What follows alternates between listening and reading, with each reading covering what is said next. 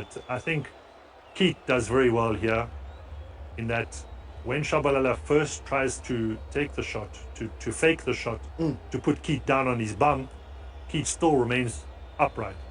And then that creates a little bit of panic for the attempted shot from Shabalala, and he pushes it wide.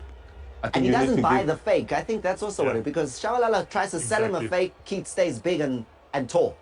I think we need to also give Shabalala his credit to say he was not gifted the ball. He went hunting for the ball and he gets to the ball. The one thing that I thought he could have done better was try and open up his body a little bit more. Yeah, exactly. To then give himself an opportunity to then go far post or near post, and to have given him a better angle in terms of trying to finish. But good work that he does. We need to give credit to attackers or forwards that go hunting for the ball and win the ball back.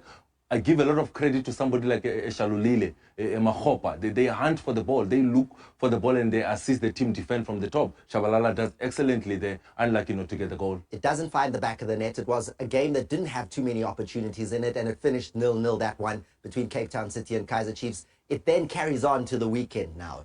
The chance to get 3 points midweek doesn't happen. Richards Bay, bottom of the table, but with a devastatingly good home form, and Chiefs just can't travel. Yeah, 21 attempted shots at goal, only 5 on target. I think that says a lot. And then they suffer the consequences, with a great ball in from Figueroa.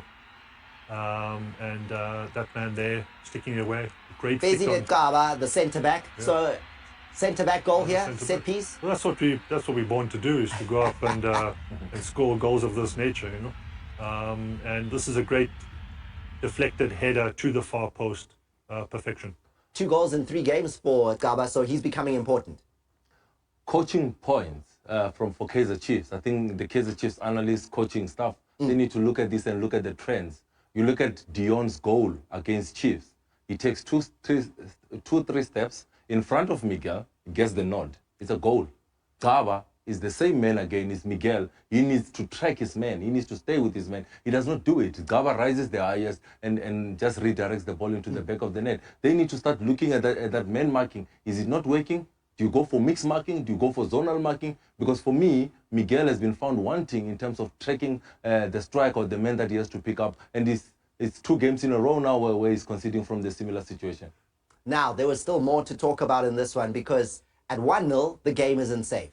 However, it does become safe. And then there's still a controversy about whether this goal should have stood or not. So we'll look at all of that. Mbutuma finds the net. Lots of conversations about it. You can't go online right now without seeing a story about Mbutuma and his future and where he's headed. Is he going to Chiefs? Is he going to Pirates? And then Mbutuma says, well, let me score against one of the clubs that are rumored to be interested in his services. Yeah, Gumedu really with a nice bit of trickery on the outside of the box, and he does very well to get his shot off. But if you will see from a different angle, this was actually not meant to stand. It comes off the post. The post is not a touch, and you'll see that Mbutuma along the line was just standing offside. Shouldn't have been allowed to stand. There we go. As we take a look here, when this shot is taken, he's off, right?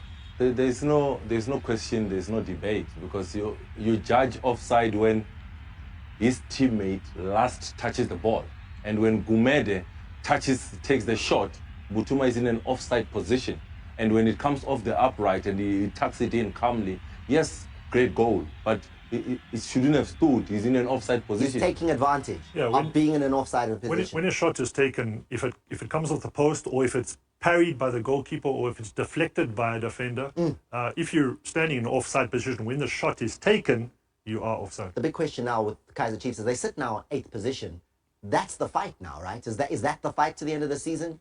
Trying to make sure that they stay in that top 8 position? Is that another question that you're posing to I'm throwing it out there. That's the situation as it stands right now. Okay, so is that a question? Yes. Is that a formal question?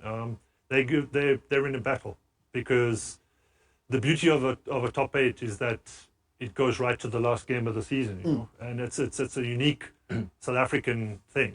I don't think there's any other league that has it. So it makes the league interesting up until the very last kick, and so there will be pressure. They're looking over their shoulder, from 15th position to 11th already. That's so compact. I mean, there's 3 or 3 or 4 points in it. They're not a million miles behind. I mean, when you look at it, 8 games to go, not a million miles behind the Confederations Cup places either. There's only 6 points between where Chiefs are right now and potentially a 3rd place finish and getting into the Confederations Cup.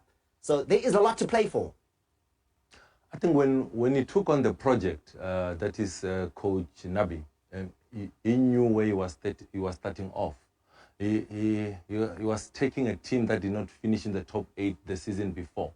We need to give it to the management of Kaizer Chiefs in terms of the funds that they've made available to the coach to be able to sign players. He has brought in a couple of players and will have those players taken Kaizer Chiefs to a level better than last season? That is the question that will only be answered at the end of the season. I think bringing in Serino, bringing in Miguel, those are some of the key players that he has brought in. And having a technical team that you designed yourself as Coach Nabi, you've got everything at your disposal to try and improve the team to the next level. Yes, I think for Chiefs, they have to finish in the top 8. They have to finish in the top 8. If you arrive at a team that's down in the doldrums, haven't won in ages, fans need to understand that to make a proper change, you need at least 2 or 3 transfer windows. Not necessarily to get players in that you want, but more importantly to get players out that you don't want. So there's always got to be an amount of patience. But whether he's going to be given that at a team like Chiefs, only time will tell. Interesting pre-match though. He did mention in his pre-match interview before this encounter, 4 games in 12 days, he was starting to see that affect his playing staff. Richards Bay coming away with all 3 of the points. Yeah, it's about timing. The other team, has had a good week to prepare for a major game, which they're looking at, they're wanting, they're jumping in the bit to get at Chiefs, and that's what the Sundowns, Pirates, Chiefs have to put up with every time they come up against teams of that nature.